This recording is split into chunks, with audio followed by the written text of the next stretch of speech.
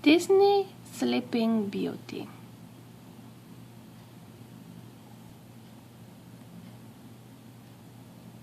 In a faraway land long ago, King Stephen and his fair queen wished for a child. At last a daughter was born. They named her Aurora. To honor the baby princess, the king held a great feast.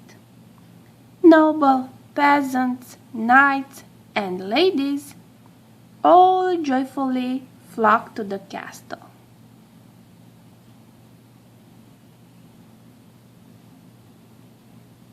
King Stephen welcomed his good friend King Hubert to the feast.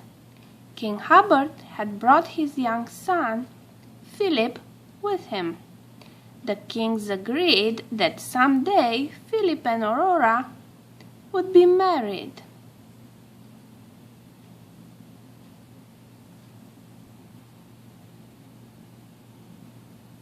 Among the guests were the three good fairies, Fauna, Flora, and Merryweather. Each of them wished to bless the infant with a gift. Waving her wand, Flora chanted, "My gift shall be the gift of beauty." "And mine," said Fauna, "shall be the gift of song."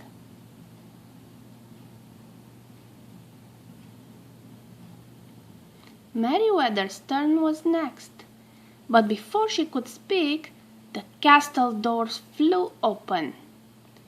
Lightning flashed, tumble rumbled.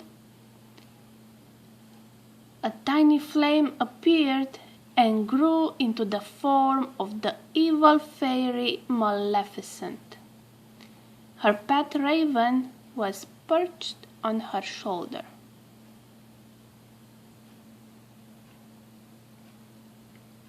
Maleficent was angry that she hadn't been invited to the feast.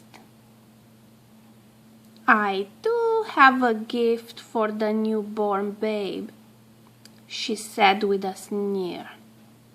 "She shall indeed grow in grace and beauty. But before the sun sets, on her 16th birthday, she shall prick her finger on the spindle of a spinning wheel and die." With a cruel laugh, the evil fairy vanished. Everyone in the room was grief-stricken.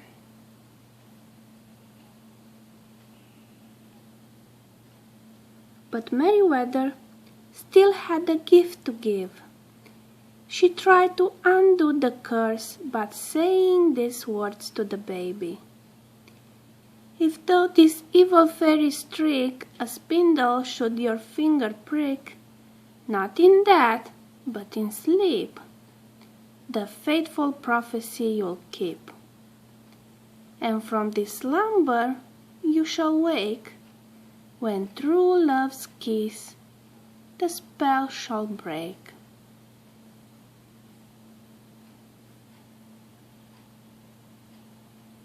King Stephen ordered that every spinning wheel in the land shall be burned.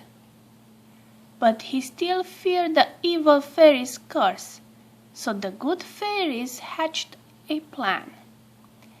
They would take Aurora to live with them, deep in the woods, safe from Maleficent.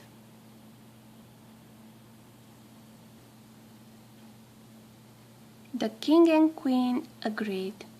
They watched with heavy hearts as the fairies hurried from the castle, carrying the baby princess.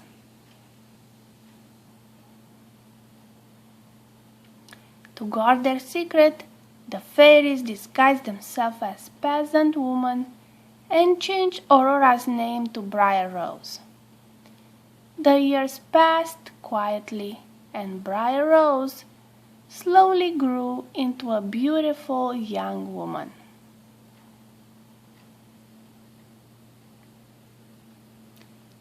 At last the princess reached her 16th birthday.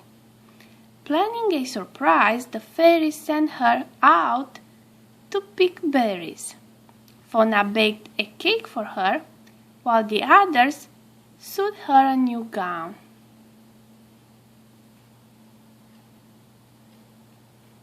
In a mossy glen, Briar Rose danced and sang with her friends, the birds and animals.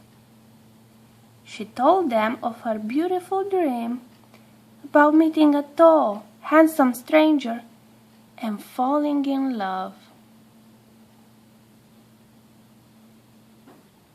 A young man came riding by.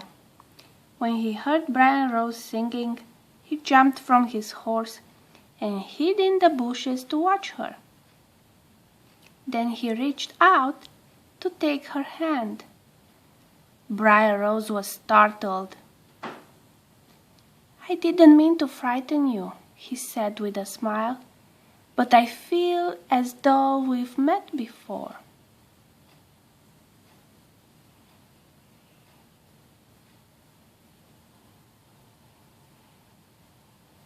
Briar Rose felt very happy. She and her admirer gazed into each other's eyes. The young man didn't know she was Princess Aurora, and she didn't know he was Prince Phillip.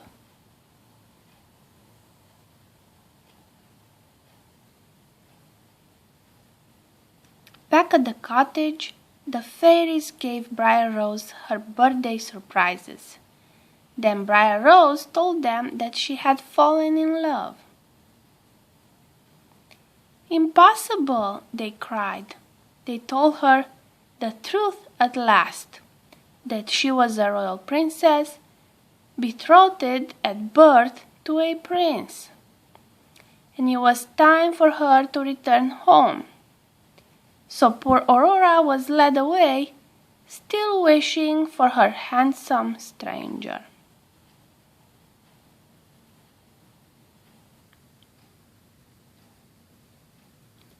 Maleficent Raven looked on the chimney of the cottage and heard everything. It flew off to warn Maleficent that the princess was finally coming home. Maleficent sped to the castle. Using her evil powers, she lured Aurora to a high tower. There, a spinning wheel suddenly appeared. "Touch the spindle," urged Maleficent. "Touch it, I say."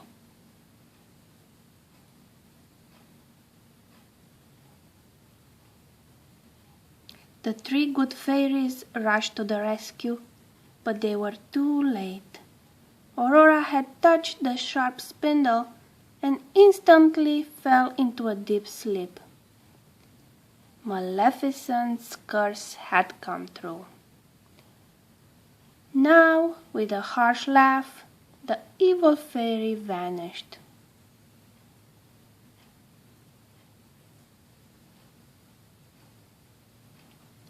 The good fairies wept.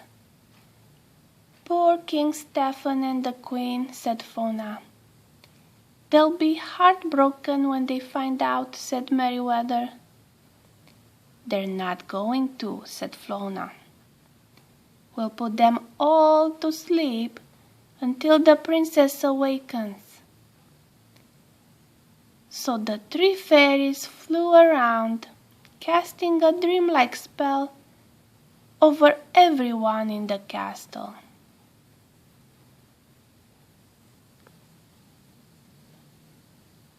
Meanwhile, Maleficent had captured Phillip and chained him deep in her dungeon.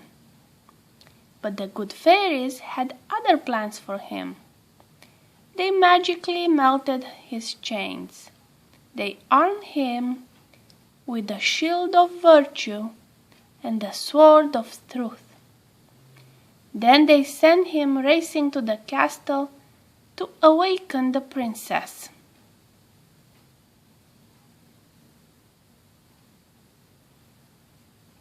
Maleficent tried to stop Phillip from escaping. She threw heavy boulders at him, but the brave prince rode on.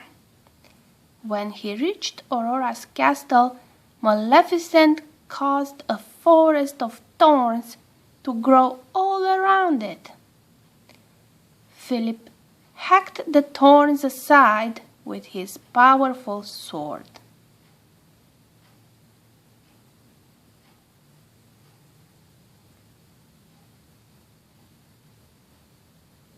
In a rage, the evil fairy soared to the top of the highest tower. There she changed into a monstrous dragon. "Now we shall deal with me, O Prince," she shrieked, "and all the powers of evil."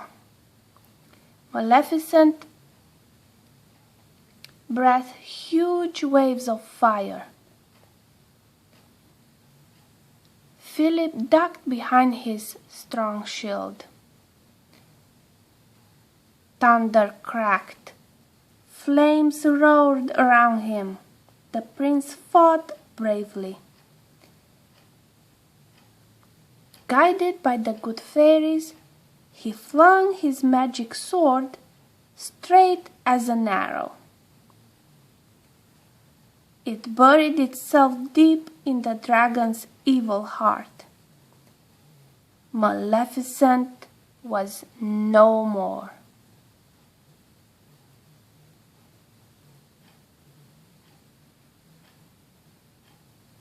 Phillip raced to the tower where his love lay sleeping.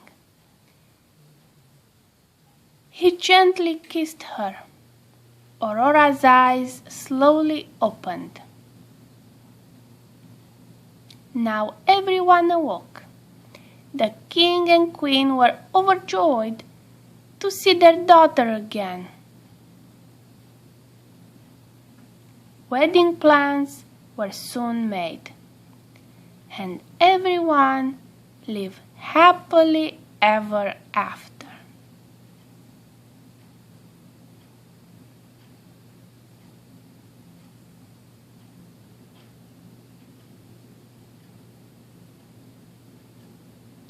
The end.